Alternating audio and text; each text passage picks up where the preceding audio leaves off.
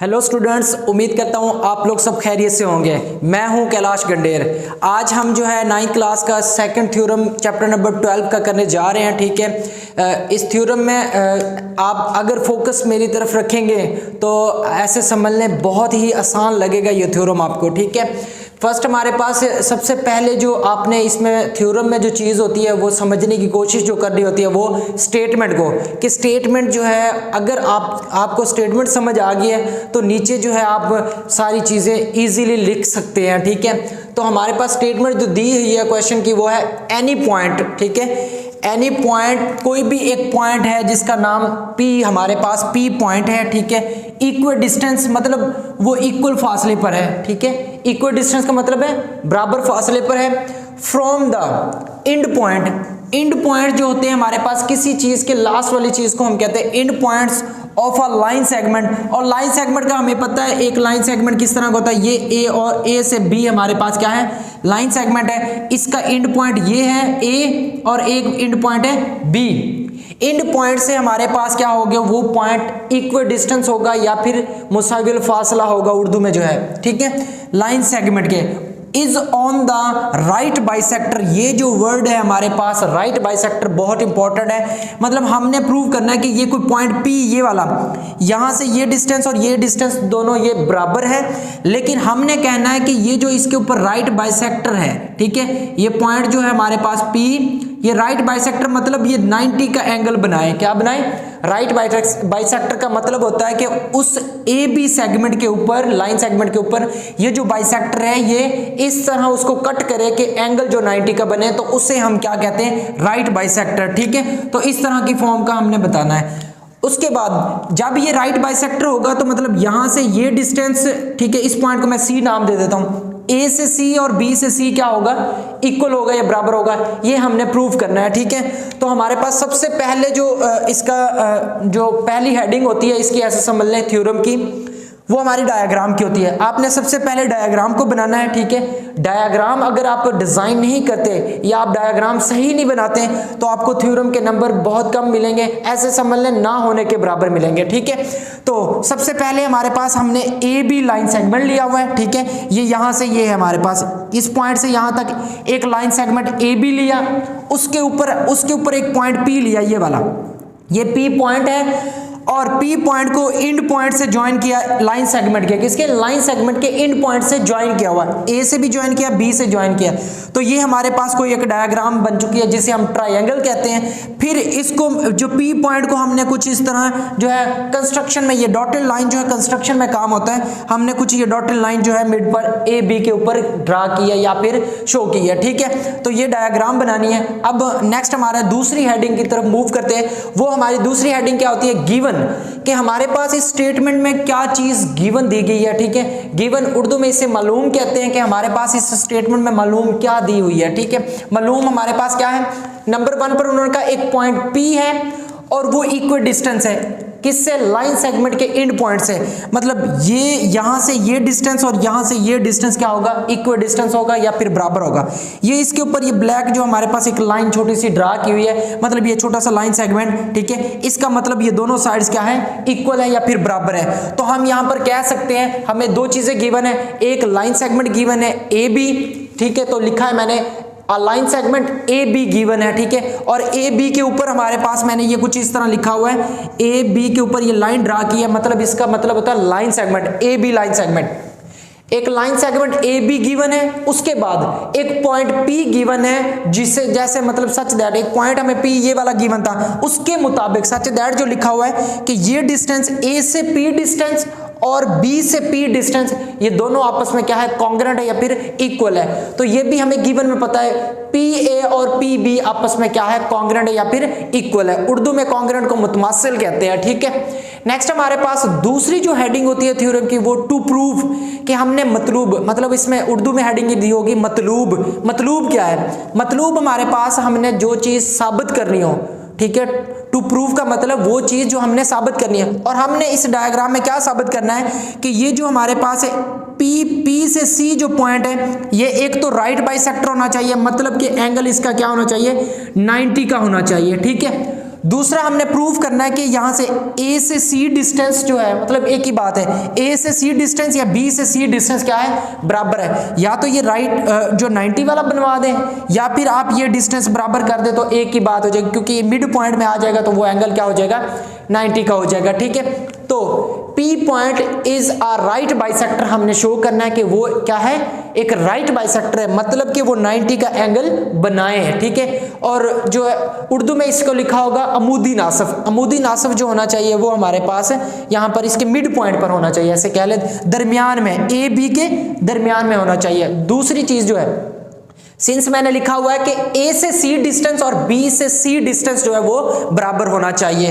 मतलब ये ए से सी डिस्टेंस, बी से सी डिस्टेंस ये बराबर हो जाएगा, तो ये चीज हमने इस थ्योरम में साबित करनी है। ठीक है, हमारे पास अगला जो स्टेप होता है कंस्ट्रक्शन का होता है। ठीक है, कंस्ट्रक्शन हमने क्या किया है, P पॉइंट को C पॉइंट पर ज्वाइन किया है, मतलब ए बी पर ऐसे कह ले, और वो पॉइंट मिड पॉइंट होना चाहिए, C क्या होना चाहिए, mid point. Join P point to C, P को C से ज्वाइन किया है, उसके बाद mid point of the A B, जो C पॉइंट होना चाहिए वो मिड पॉइंट होना चाहिए किसका, ए बी का। ठीक है, नेक्स्ट हम मूव करते हैं, अगला जो इसकी अगली हेडिंग है वो हमारे पास प्रूफ की हेडिंग होती है। ठीक है, वो नेक्स्ट बोर्ड पर मूव करते हैं। नेक्स्ट हमारी अगली जो हेडिंग है प्रूफ की, प्रूफ को उर्दू में सबूत कहते हैं। सबूत में दो ऐसे हेडिंग्स आ जाएगी, एक हमारे पास बयानात और दूसरे दलाइल, उर्दू में कहते हैं। इंग्लिश में हमारे पास स्टेटमेंट्स और रीजन। स्टेटमेंट आपने जो है डायग्राम जो हमारी है उसको देखते हुए कुछ चीजें लिखनी है मैथमेटिकल फॉर्म में, और उनकी रीजन बतानी है कि हमने ये क्यों राइट डाउन की है। ठीक है, ये सिंपल सी बातें यहाँ पर लिखनी है। यहाँ पर हमारे पास जो डायग्राम थी उसकी दो ट्राइंगल्स बनी हुई है। ठीक है, ऐसे कहने कौन सी, एक ट्राइंगल हमारे पास ये बनती है, ट्राइंगल हमारे पास PCP। ठीक है, ऐसे कह लें, ये हमारे पास ACP है, और दूसरी हमारे पास ट्राइंगल है BCP। ठीक है, ये दो ट्राइंगल्स बनती है, इन दोनों के दरमियान कोई ना कोई रिलेशन जरूर है जो अब हम डिस्कस कर रहे हैं। ऐसे कह लें, जब हमने ट्राइंगल को ड्रा किया इस तरह, ठीक है, ये दो ट्राइंगल, एक ट्राइंगल ये बनी है, एक ये बनी है। ठीक है, दो ट्राइंगल्स बन चुकी है। यहां से हमारे पास अगर इसको A, ये C और P बन जाएगा, मतलब ACP, और ये बन जाएगी BCP। ठीक है, दोनों ट्राइंगल्स जो हमारे पास है ये इस ऐसे कह लें, इन दोनों के दरमियान कुछ ना कुछ रिलेशन जरूर है। ठीक है, इन रिलेशन को हमने बयान करना है। ठीक है, तो यहां से अगर हम कहें, हमें एक चीज पहले से गिवन है कि A से P और B से P ये हमारे पास एक दूसरे के कॉन्ग्रुएंट है। ऐसे कह लें, ये हमारे पास A से P कॉन्ग्रुएंट है हमारे पास B से P, ये तो हमें पहले से गिवन में मौजूद है। ठीक है, गिवन में पहले से बताया हुआ कि ये दोनों, ये फासला और ये फासला क्या होगा, बराबर होगा।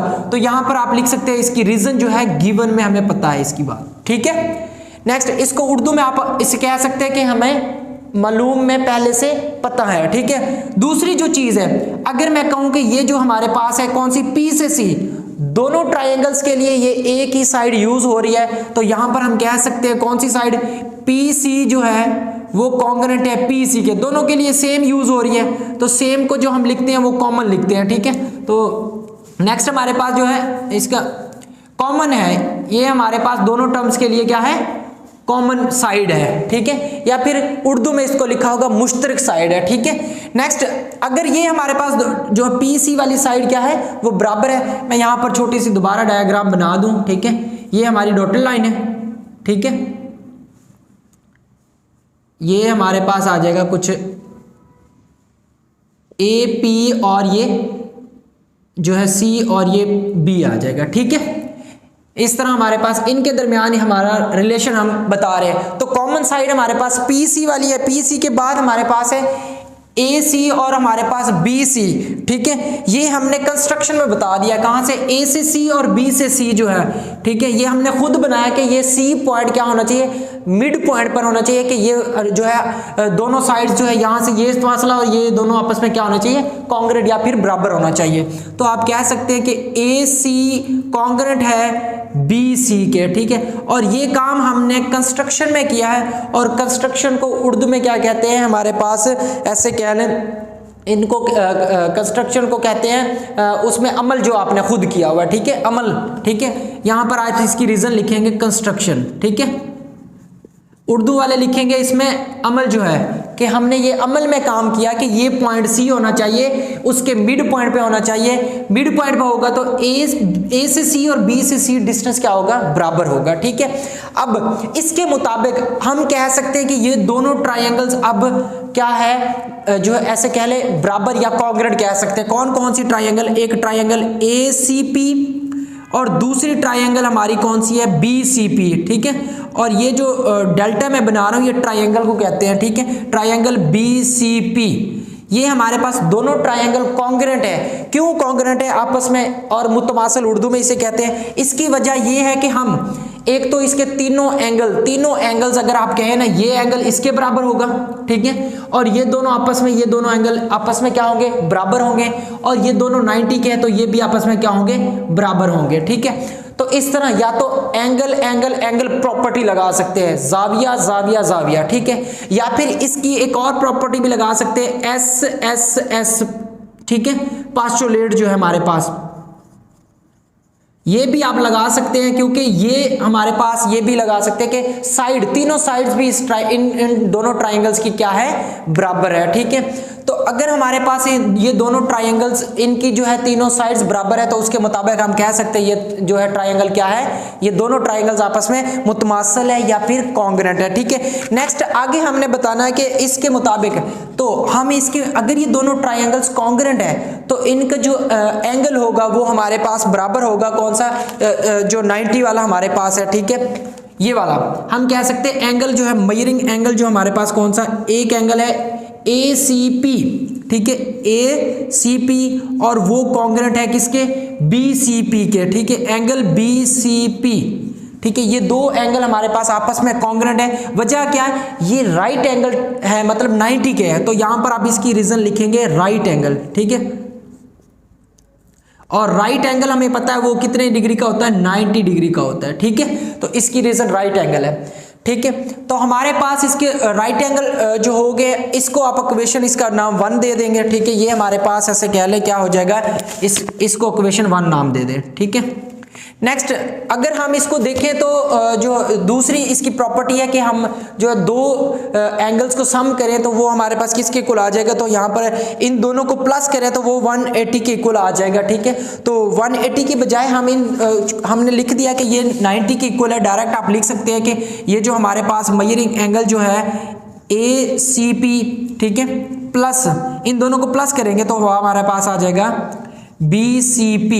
ठीक है, ये 180 डिग्री की इक्वल होता है, क्योंकि एक स्ट्रेट एंगल जो होता है, वो स्ट्रेट लाइन एंगल वो 180 के इक्वल होता है, मतलब एक लाइन के ऊपर जो होता है। उसके बाद ये 180 के इक्वल है, और ये हमारे पास supplementary angle, straight line angle जो हमारे पास सप्लीमेंट्री एंगल कहलाता है। इसकी रीजन आपने लिखनी है कि ये हमारे पास क्या है, सप्लीमेंट्री एंगल है। ठीक है, सप्लीमेंट्री एंगल। ठीक है, उसके बाद जो हमारे पास नेक्स्ट आ जाएगा वो आगे, अगर ये जो हमारे पास है दोनों का सम 180 डिग्री है तो एक एंगल हमारे पास 90 डिग्री होगा, तो ये दोनों 90 क्योंकि 90 प्लस 90, तो हम यहाँ फ्रॉम इक्वेशन 1 के मुताबिक हम कह सकते हैं जो हमारे पास ये एंगल है, एंगल ACP।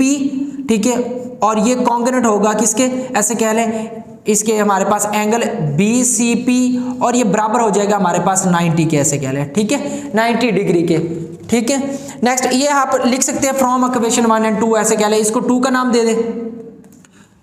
1 और 2 के मुताबिक हम कह सकते हैं कि ये हमारे पास क्या आ जाएगा, ये फ्रॉम इक्वेशन जो 1 एंड 2 के मुताबिक ये जो एक एंगल 90 डिग्री का है। अगर हमने कह दिया कि ये 90 डिग्री का है तो इसके मुताबिक ये जो है हमारे पास इसके ऊपर ये जो चीज है PC, ये परपेंडिकुलर है किस पर, AB पर। ठीक है, मतलब AB पर परपेंडिकुलर है तो हमारा ये साबित हो चुका है कि ये 90 का एंगल है तो परपेंडिकुलर है। ठीक है, हमने साबित ही यही करना था कि ये जो परपेंडिकुलर होना चाहिए या फिर राइट बाइसेक्टर या फिर 90 के इक्वल करना था। ठीक है, तो आप नीचे इसके बाद जो डायरेक्ट आप लिख सकते हैं वो सिंस आप लिखेंगे क्या, ठीक है, यहां से कि जो हमारे पास PC है वो PC परपेंडिकुलर है किस पर, AB पर। ठीक है, AB हमारे पास लाइन सेगमेंट है।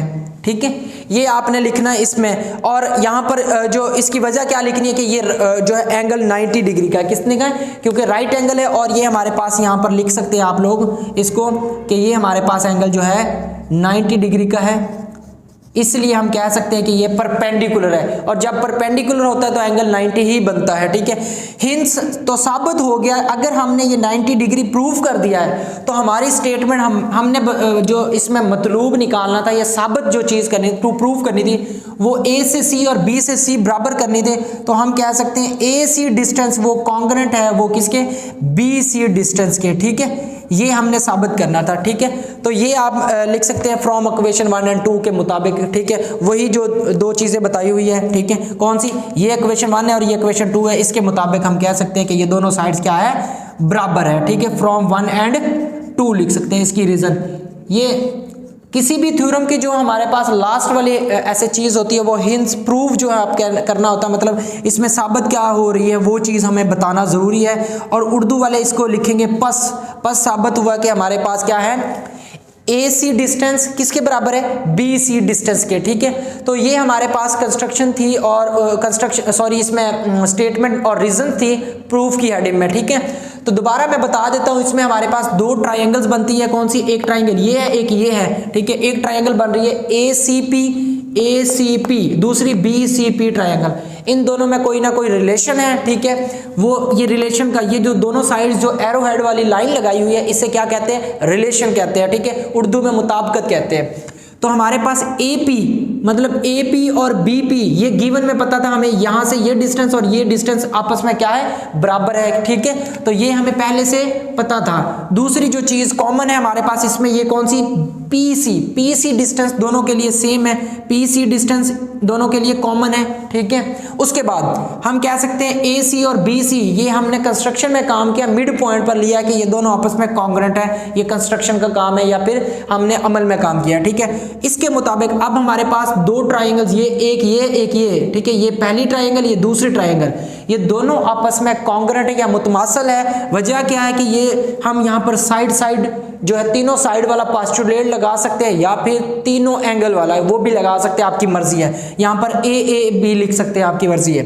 नेक्स्ट हमारे पास अगर ये तीनों साइड्स बराबर है तो हम इसके मुताबिक कह सकते हैं कि ये दोनों ट्राइंगल्स कॉन्ग्रुएंट है, और कॉन्ग्रुएंट है तो फिर इसका ये एंगल और ये एंगल भी क्या होगा? आपस में बराबर होगा, क्योंकि ये 90 का है तो इन दोनों को इक्वल लिख दिया और इसका नाम इक्वेशन 1 रख दिया, और ये राइट एंगल है। ठीक है, इसके मुताबिक अगर हम एक एंगल कौन सा?